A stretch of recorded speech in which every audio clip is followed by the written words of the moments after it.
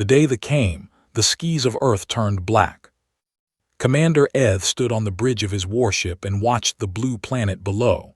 His ships numbered in the thousands.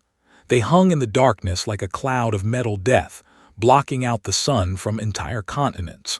On the surface, millions of humans looked up and felt true fear for the first time. The Dominion had ruled the galaxy for 300 years. They were tall creatures with skin and 4 arms. Their eyes glowed with a cold purple light. They had crushed 100 species beneath their boots. They had broken empires older than human civilization, and now they had come to Earth. Eth studied the reports his scouts had sent back. The humans had only recently learned to travel between stars. Their weapons were primitive. Their ships were slow. They had no real defenses against a force like his. "Begin the invasion," he said calmly. It took 11 days. Human armies fought back with everything they had. Soldiers fired missiles at ships that laughed at their weapons. Pilots flew jets into battles they could never win. Cities burned. Millions died. But in the end, it made no difference. They were simply too powerful. On the 12th day, Earth's leaders signed the surrender. Eth walked through the ruins of what had once been called New York City. Smoke rose from broken buildings. Human survivors knelt in the streets, their heads bowed. Soldiers marched past them without a second look. A young human woman stared at Eth as he passed. There was something in her eyes that made him pause. It was not fear. It was not despair. It was something else, something he could not name. He dismissed it and kept walking. What did it matter what one primitive creature felt? The Dominion classified humanity as a Class 7 labor species. This meant they were good for only one thing: work. Human children were separated from their parents and sent to training camps. Human adults were loaded onto transport ships and scattered across 100 different worlds. They would spend the rest of their lives mining ore, building machines, and serving their new masters. Earth itself was stripped of its resources. The oceans were drained for their minerals. The forests were cut down. The cities were demolished and replaced with factories. Within 5 years, the planet that had given birth to humanity was unrecognizable. They believed this was the end of the story. Another species conquered. Another world claimed. They added humanity to their records and moved on to other matters. But they did not understand what they had done. On a mining world called IV, a human engineer named Thomas worked in the deep tunnels beneath the surface. His job was to repair the drilling machines when they broke down. The overseers paid him no attention. He was just another worker, just another pair of hands. They did not see him studying their technology. They did not notice him memorizing how their machines worked. They did not hear him whispering to the other human workers in the darkness. "Remember everything," he told them. "Learn everything and wait." On a factory world called Prime, a human woman named worked on an assembly line. She built weapons for the military. Every day, she handled components that could destroy cities. Every night, she drew diagrams from memory and hid them in the walls of her sleeping quarters. The guards walked past her station 100 times a day. They never looked at her face. They never wondered what she was thinking. To them, she was just a machine that happened to be made of flesh. On a transport ship crossing the space between stars, an old human man sat in chains with 50 others. His name was, and he had once been a general in Earth's army. Now he was just cargo. But as the ship flew through the darkness, talked to the people around him. He asked them where they were from. He learned their names. He told them stories about Earth. And slowly, carefully, he began to build something they had never expected. He built a network. Messages began to pass between human workers on different worlds. They used codes hidden in work reports.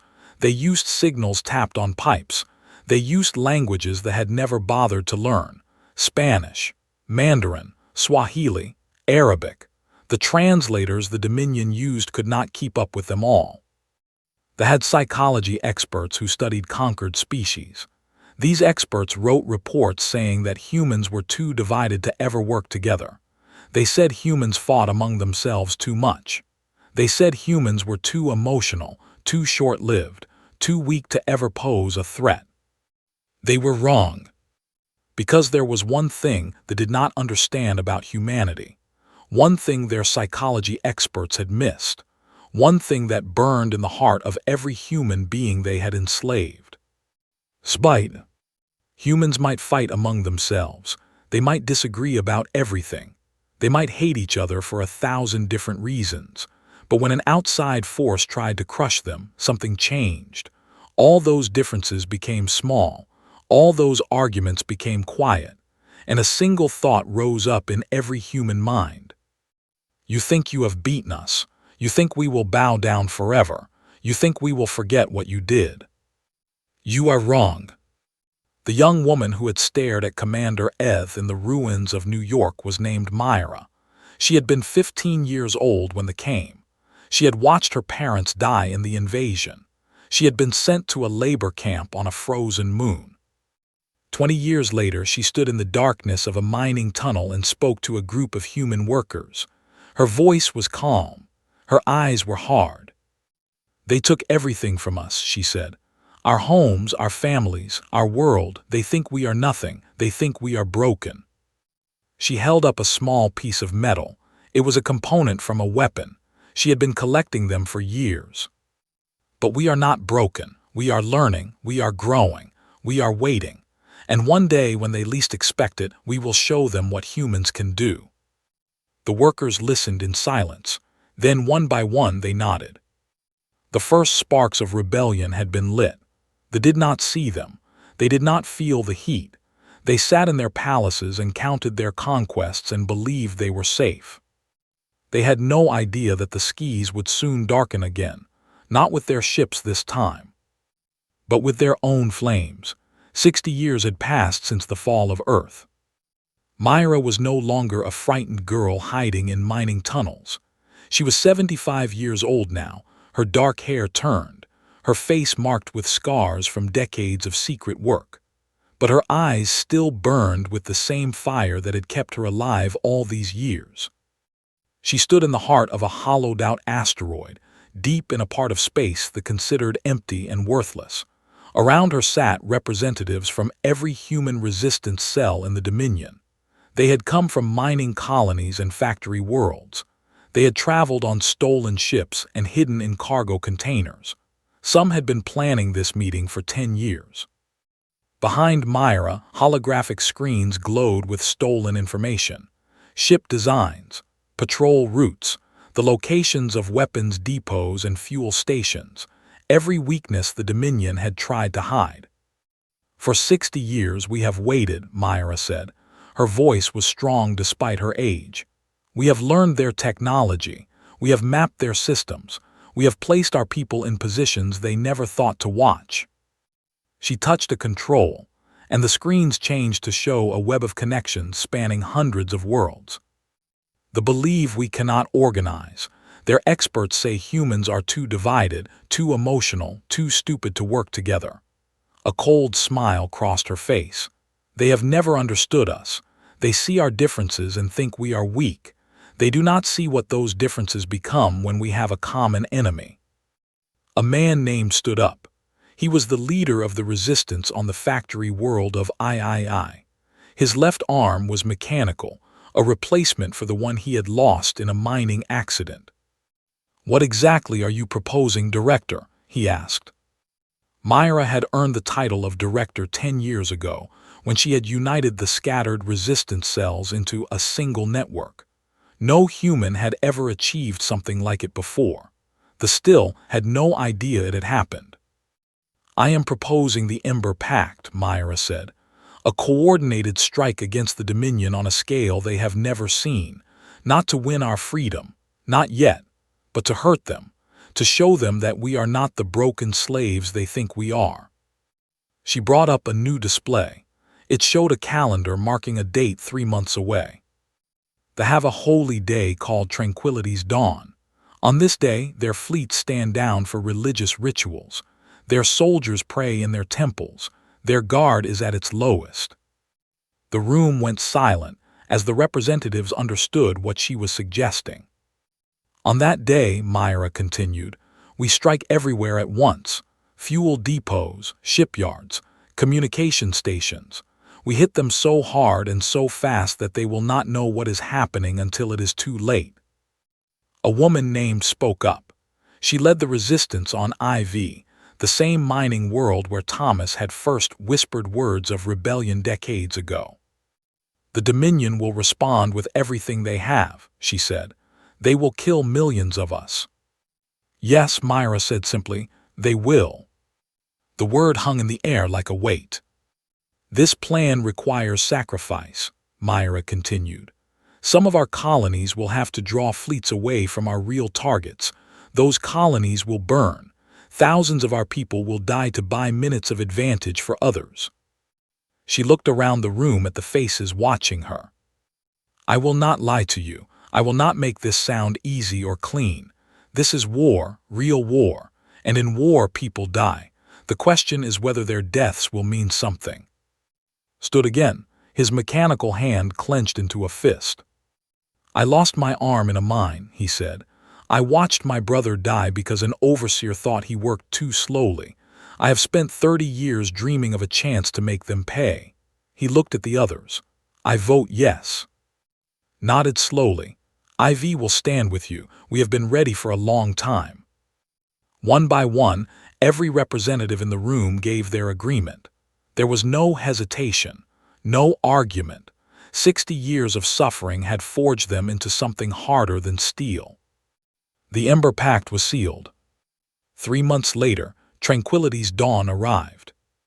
Commander Eth had been promoted many times since the conquest of Earth. He was now High Admiral of the Fourth Fleet, one of the most powerful military leaders in the Dominion. On this holy day, he knelt in his private temple and offered prayers to the gods of his people. He did not know that human technicians had been modifying his ships for years. He did not know that the fuel his fleet used had been mixed with unstable compounds. He did not know that the communications officer on his flagship was a human woman who had been waiting for this day since she was a child. At exactly noon Galactic Standard Time, the galaxy caught fire. 17 fuel depots exploded at the same moment. The blasts were so large they could be seen from neighboring star systems. 3 major shipyards fell to sabotage, their construction bays torn apart from within. Communication stations went dark across an entire sector. And on IV, 50,000 human workers rose up against their overseers. They had no weapons except the tools they used in the mines. Pickaxes, hammers, bare hands. It did not matter. The guards were outnumbered 1,000 to 1. The uprising lasted 6 hours. When it was over, IV belonged to humanity. Eth received the reports in his temple. His purple eyes went wide as he read them. This was impossible. Humans could not do this. They were just workers, just slaves, just animals. But the reports kept coming. Attack after attack, world after world. Humans were rising up everywhere and they were winning. "Send everything we have," Eth ordered. "Crush them, kill them all, burn their worlds until nothing remains." The Dominion's response was swift and brutal. Warships descended on human colonies and turned them to ash. Soldiers marched through streets and executed everyone they found. They showed no mercy. They wanted to send a message. But so did humanity. For every colony the Dominion burned, humans destroyed another depot. For every 1,000 humans killed, another ship exploded. The resistance had prepared for retaliation. They had accepted the cost. And something else happened, something they had not expected. Other species began to watch. There were a gentle people who had been conquered 2 centuries ago. The dust swimmers were ancient beings who lived in the clouds of gas giants. The harmonics were creatures made of living crystal who communicated through music. All of them had been broken by the Dominion long ago. All of them had given up hope. Now they saw humans fighting back. They saw slaves with pickaxes defeating soldiers with energy weapons. They heard the stories spreading from world to world. And they began to whisper a single word: humanity. Myra stood in her command center and watched the reports flow in. The cost had been terrible. Millions of humans were dead. Entire colonies had been wiped out. The pain of it was almost too much to bear. But she also saw something else. She saw ships burning. She saw other species starting to resist. She saw cracks forming in an empire that had seemed unbreakable. The Ember Pact had done what it was meant to do. It had shown the galaxy that the Dominion could bleed. Now it was time to make them bleed more. High Archon was the supreme ruler of the Dominion. He had held power for 200 years, longer than most species in the galaxy lived. He had seen empires rise and fall. He had watched civilizations beg for mercy at his feet. Nothing had ever made him feel fear. Until now. He sat in his throne room on Prime, reading report after report with growing disbelief. The human uprising had not stopped after the first wave. It had grown. It had spread. It had become something his advisors could not explain. "How is this possible?" he demanded. His forearms gripped the sides of his throne so hard the metal bent. "They are labor species. They have no ships, no weapons, no organization." His military commander, Admiral On, stood before him with his head bowed. "The humans appear to have been planning this for decades, High Archon. They have placed agents throughout our infrastructure. Our own systems are being used against us." "Then purge the systems. Replace every human worker with machines." "We cannot, High Archon. Our economy depends on human labor. If we remove them all at once, our production will collapse." Stared at his commander. For 300 years, the Dominion had relied on conquered species to do their work. It had made them rich. It had made them powerful. And now it had made them vulnerable. "What about the other species?" he asked. The harmonics, are they still under control?" Admiral On hesitated. That hesitation told everything he needed to know. "There have been incidents," the Admiral admitted. "Small acts of defiance, nothing serious yet, but they are watching the humans. They are learning from them." The High Archon closed his eyes. He had ruled through fear for 2 centuries. Fear was the foundation of his empire. Fear kept the conquered species obedient. Fear kept his own people loyal. But now, for the first time, the fear was spreading in the wrong direction. "We need to send a message," said. "Something that will remind the galaxy what happens when someone defies the Dominion." He opened his eyes and looked at a map of human-occupied worlds. "New Tangier," he said, pointing at a planet on the edge of Dominion space. 4 million humans live there. Destroy it. Leave nothing alive." Admiral On bowed. "It will be done, High Archon." The extermination fleet gathered within a week. 50 warships, each one capable of destroying cities with a single blast. They traveled to New Tangier, expecting to find a terrified population waiting to die. Instead, they found an empty world. Admiral On stood on his bridge and stared at the readings in confusion. The cities were still there. The buildings were intact, but there were no life signs, no heat signatures, nothing. "Where are they?" he demanded. "Where did 4 million humans go?" Before anyone could answer, a transmission came through on every channel at once. It was a human voice, calm and clear. "You taught us fear, we learned, now we teach you."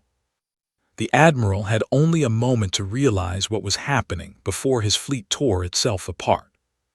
The human resistance had been planning this trap for months. They had evacuated New Tangier in secret, moving people a few hundred at a time on stolen transport ships. Then they had corrupted the navigation systems of every ship assigned to patrol that sector. When the extermination fleet arrived, their computers told them they were in open space. In reality, they were flying directly into each other.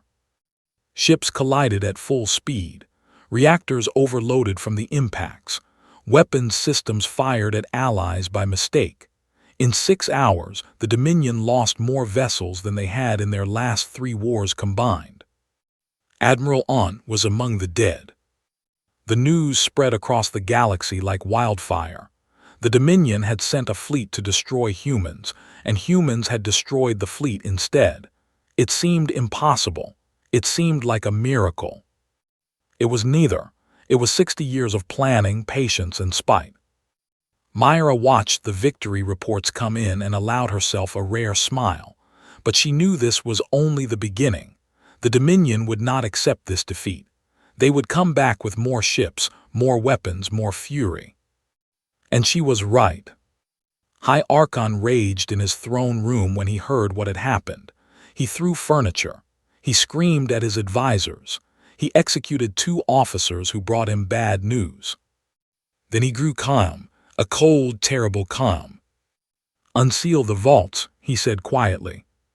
His remaining advisors looked at each other in horror. "High Archon," one of them said carefully, "the weapons in the vaults have been sealed for good reason. They are too dangerous, too unpredictable." "I do not care," said.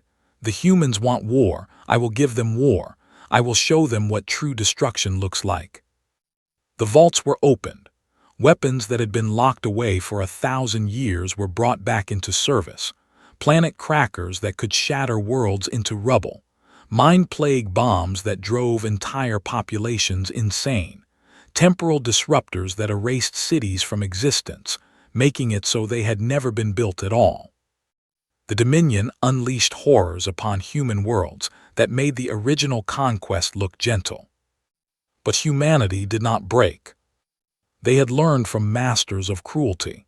They had studied tactics for 60 years, and now they used that knowledge to fight back.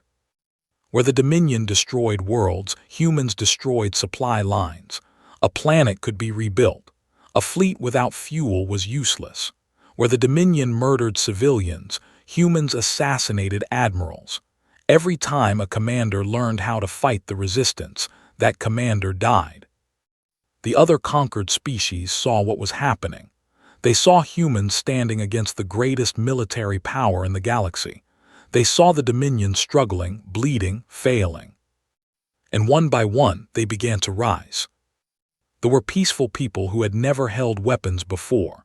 Now they built them in secret factories and armed themselves by the millions. The dust swimmers sabotaged ships that passed through their gas giant homes. The harmonics used their crystal bodies to interfere with Dominion communications. The rebellion was no longer just human, it was galactic. Myra stood before a council of species representatives. She was 80 years old now, her body failing but her mind still sharp. Around her sat creatures of every shape and form. Some had tentacles, some had wings, some were made of light or crystal or living metal. All of them looked to her for leadership. "The Dominion ruled through fear," she said. "They made us believe we were alone. They made us believe resistance was impossible. They were wrong." She gestured at the beings around her. "Look at us. 100 species from 1,000 worlds all standing together. They never imagined this could happen. They never believed their slaves could unite." Her voice grew stronger. "But we are not slaves anymore. We are an alliance, and we are going to tear their empire down." The council erupted in sounds of agreement. Roars and clicks and harmonics and human cheers, all mixed together into something new. Something that had never existed before. The fire that humanity had started was spreading, and soon it would reach prime itself. The war lasted 7 years. 7 years of blood and fire. 7 years of battles that spanned star systems. 7 years of death on a scale the galaxy had never seen. 40 billion lives were lost. Human and dozens of other species, all turned to ash and memory. Entire worlds burned. Some were destroyed so completely that nothing remained but fields of floating rock where planets had once been.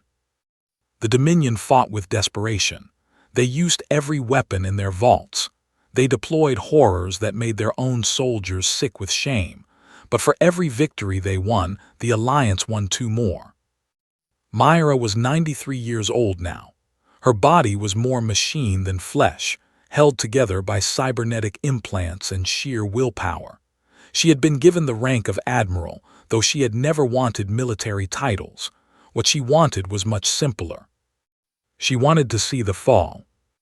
The Alliance had grown beyond anything she had imagined when she first spoke to workers in mining tunnels.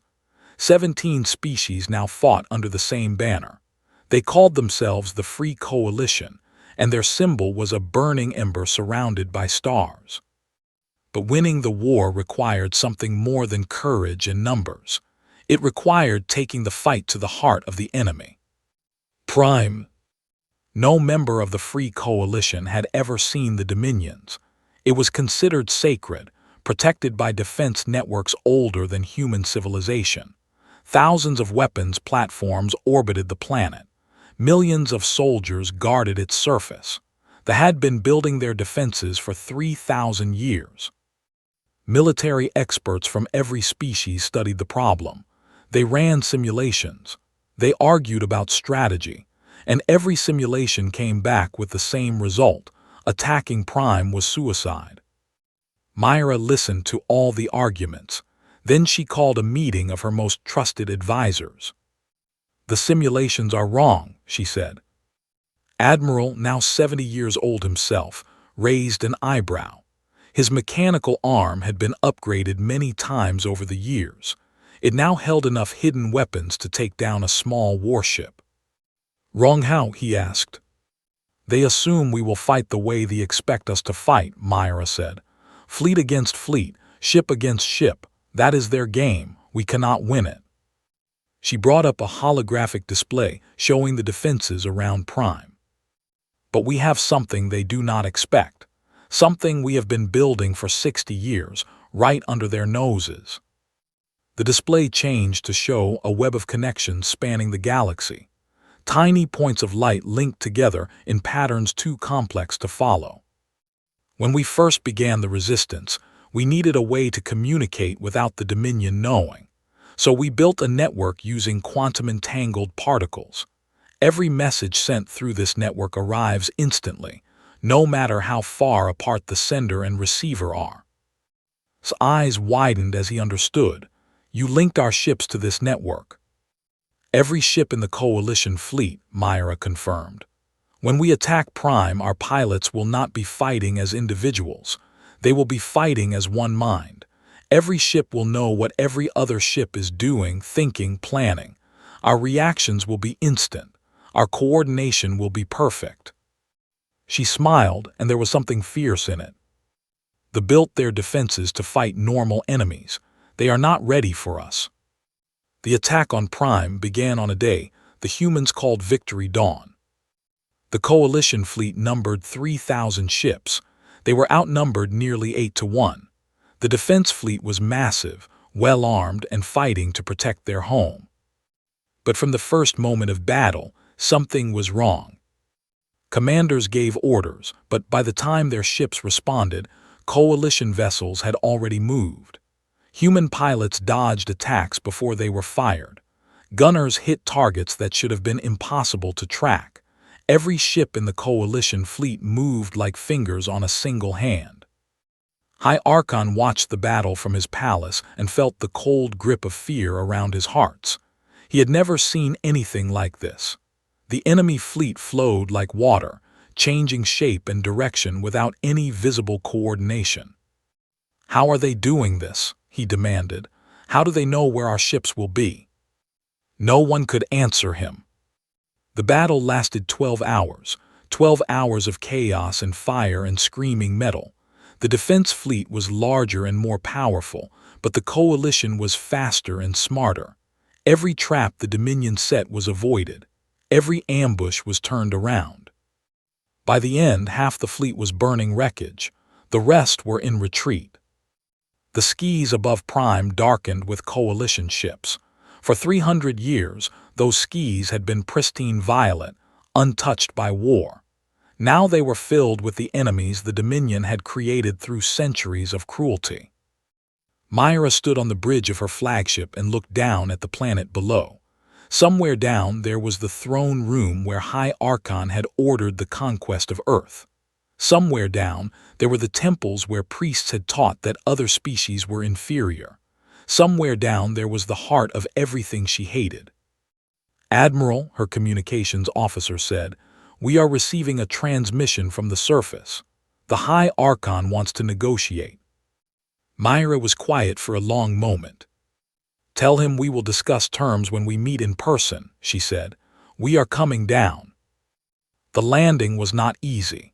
Soldiers fought for every street, every building, every room. They knew they were beaten, but they would not surrender. The Dominion had never surrendered in 3,000 years of history. But humans had learned patience. They had learned to wait. They had learned that some victories took time. Block by block, the coalition forces pushed toward the palace. Myra led from the front, despite her age and her failing body. She had promised herself that she would see this through to the end. And as night fell on Prime, she kept that promise. The palace doors were made of metal that could resist nuclear weapons. Coalition engineers cut through them in 20 minutes using technology they had stolen from the Dominion itself. The throne room beyond was enormous, filled with treasures stolen from 100 conquered worlds. And at the far end, sitting on a throne of black crystal, was High Archon. He looked older than Myra had expected. His skin was wrinkled, his purple eyes dim. He had ruled the galaxy for 200 years, and now he was watching it slip away. "So," he said as Myra walked toward him, "the animals have finally reached my door." Myra stopped a few meters away. Behind her, coalition soldiers fanned out through the room. Humans and Enharmonics and a dozen other species, all standing together. "We were never animals," she said. "You just wanted us to believe we were." The High Archon let out a sound that might have been a laugh. "And what now? Will you kill me, torture me, take your revenge for all the things we did to your kind?" Myra looked at him for a long moment. She thought about her parents, killed in the invasion of Earth. She thought about the mining camps and the slave ships and the billions of lives destroyed by the Dominion's cruelty. Then she thought about what kind of future she wanted to build. "No," she said, "we are not you." The High Archon stared at her, and for the first time, something like confusion crossed his ancient face. "Then what do you want?" Myra smiled. "I want you to learn." High Archon knelt in the ruins of his throne room. The black crystal throne behind him was cracked. The treasures that had filled the chamber were scattered across the floor. Through the shattered windows, he could see the sky above Prime churning with smoke from 1,000 burning monuments. The empire his ancestors had built over 3,000 years was falling, and there was nothing he could do to stop it. Admiral Myra stood before him, her face lit by the orange glow of flames from outside. She was old, so old that she had to lean on a metal cane just to stay upright. But her eyes were still sharp, still burning with the same fire that had kept her alive for 93 years. Behind her stood representatives from 17 species that had once been Dominion slaves, humans in military uniforms, with their long, graceful limbs, harmonics whose crystal bodies reflected the firelight like living rainbows, dust swimmers floating in special containment suits. All of them watched in silence as the most powerful being in the galaxy knelt before a woman who had once been nothing more than a number in a mining camp. "You could have left us alone," Myra said quietly. Her voice was calm, almost gentle. "We were no threat to you. We only wanted to see the stars." The translator device around her neck struggled with her words. The language had no concept for mercy shown to the weak. It had no word for restraint. For 3,000 years, the Dominion had only understood one way of dealing with other species: domination. Now that understanding was proving worthless. "What happens now?" the High Archon asked. His voice was hoarse. He had not eaten or slept in 3 days, not since the coalition fleet had broken through his defenses. Myra did not answer immediately. She turned and looked out the shattered window at the burning city below. Temples that had stood for were collapsing. Statues of conquerors were being pulled down by crowds of freed slaves. The purple sky had turned black with smoke and ash. For 78 years, she had dreamed of this moment. From the day she watched her parents die in the streets of New York, through decades of slavery and resistance and war, she had imagined standing in this room. She had imagined watching the empire burn. She had imagined revenge. But now that she was here, now that she had won, revenge felt empty.